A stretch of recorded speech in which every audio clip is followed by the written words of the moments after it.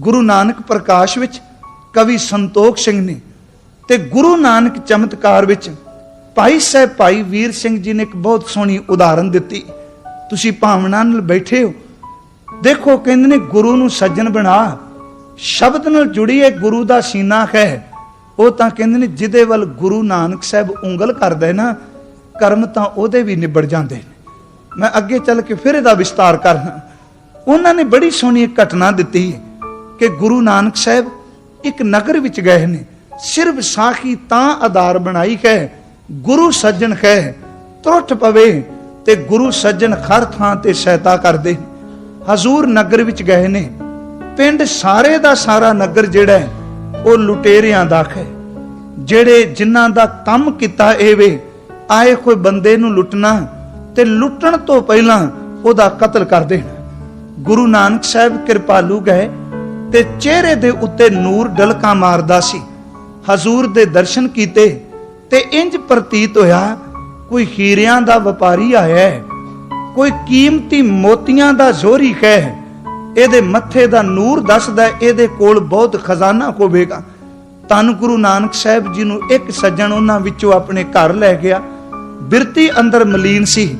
नाल दियां ने कहा देखी व्यापारी बहुत वड्डा ही, एवें ना किते जान दी, जो कुछ एदे कोलों मिलिया ईमानदारी नाल सारे पिंड विच सवेरे वंडी। रात इन्हें हजूर कृपालू जी नूं आराम कर लई कहा, पहला कहा भोजन छकोगे?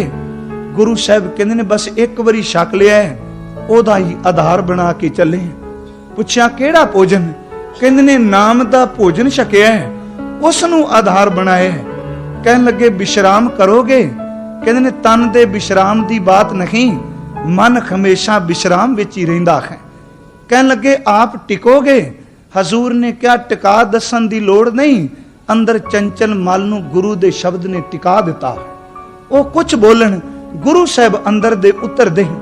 उन्हां दे मन विच आया कि बेपरवाह व्यापारी है, रात नूं सोवेगा ते सवेरे असी जदों सौ जाएगा प्रभात वेले एदा कतल करके सब कुछ खो लांगे। वो रात नूं पै गए। हजूर चौंकड़ा मार के बैठे रहे। सूरज दी टिक्की नाल ओ कातल ओ ठग उठे। बाबा जी भिन्नी रैनड़िए अपने मार्ग ते चल पए सन। पिंड दे लोग आए, आके कहन लगे लिया साडा जो हिस्सा रात जो व्यापारी आया तुसी लुटिया, तुसी ठग्या, साडा हिस्सा दिओ। उन्हें क्या नहीं, दुखाई रब दी, मैं की लुटना सी, मैनू तां नींद ने ठग लिया, मेरे सुतियों किते चले गए। भाई वीर सिंह हुणां ने इत्थे बड़े भावपूर्त बचन कहे ने, सिर्फ एक शरदा बनाने लई मना। देख दुनिया विच बड़े सज्जन मिलणगे, जे सतगुरु नूं सज्जन बना लें ते सतगुरु सज्जन रब दी दरगाह विच भी तेरे सामने खलोता। भाई साहब भाई वीर सिंह लिखदे ने, सवेरे वो लोग इकट्ठे होए, नौजवानां ने तेज धार शस्त्र ले जंगल विच जा बाबे गुरु नानक साहब नूं घेरिया। कहन लगे रुको। हजूर रुके ते शब्द सन कि तुसी सानू धोखा दिता। हस के कहन लगे जिन्हां दे सवास धोखा पै देंदे ने उन्हां नूं किसे दूजे ने धोखा की दे जाना, तुहाडी तां जिंदगी तुहानू धोखा पई देंदी है। कहन लगे असी तुहानू ठगना सी, साडा किता है जो साडे सामने साडे पिंड विच काबू आ जाए, असी कई पुश्तां तो ठगने आ। सतगुरु हस के कहन लगे ठगदी पए हो पर मन तां रजे नहीं ना। कहन लगे गल ना कर, असी तैनू भी ठगना है। मुस्कुरा के कहो ने कि ठगण दी जुरतां करो, अज तीकरा दुनियादार ही ठगे जे, किते रब दी कमाई वाले नू ठगण दी जाच आ जाए ते जन्मा जन्मा दी भुख चली जाए। जे लुटना जे तां कबीर जी ने कहा, कहंदे ने लोकां दीयां जेबां लुटण वालिया कदी रब दे घर नू लुट, पर लुटना किवें, गोलक लुटना नहीं। कबीर लूटना है तो लूट ले, राम नाम है लूट। जे लुटना चाहना है ते नाम नू लुट। हजूर ने कहा जे जुरत है तां लुटो। एक ने अगे वध के क्या कहन लगा, ए यात्री ए व्यापारी, साडे पिंड दा ए रस्मो रिवाज है, असी जिस नू लुटने आ लुटण तो पहला ओदा कतल कीता जांदा है। सतगुरु उत्थे रुक गए, कहन लगे जी सदके कतल करो, पर एक गल मेरी भी सुन लो, ਅਸੀਂ ਵੀ ਘਰੋਂ ਨਿਰਣਾ ਕਰਕੇ ਤੁਰੇ ਆ, ਸਰੀਰ ਨੂੰ ਰੁਲਣ ਨਹੀਂ ਦੇਣਾ।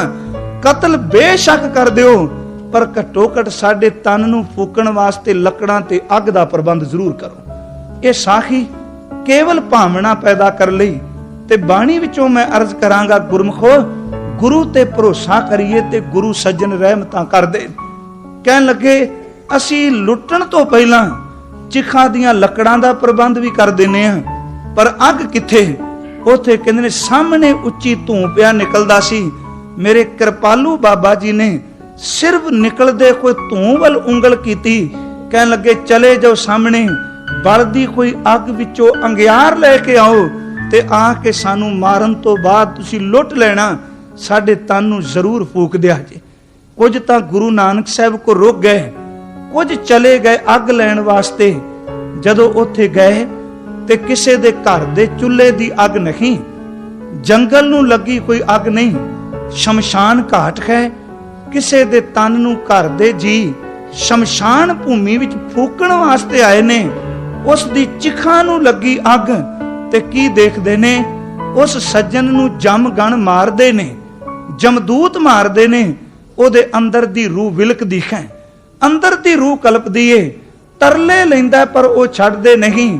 ਪਰ ਇੱਕ ਘੜੀ ਤੋਂ ਬਾਅਦ ਜਮ ਗਣ ਚਲੇ ਗਏ, ਦੇਵ ਗਣ ਆ ਗਏ, ਜਮਦੂਤ ਉਹਦੇ ਸਾਹਮਣੇ ਝੁਕ ਗਏ ਨੇ, ਉਹਦੀ ਰੂਹ ਨੂੰ ਪ੍ਰਣਾਮ ਪੈ ਕਰਦੇ ਨੇ।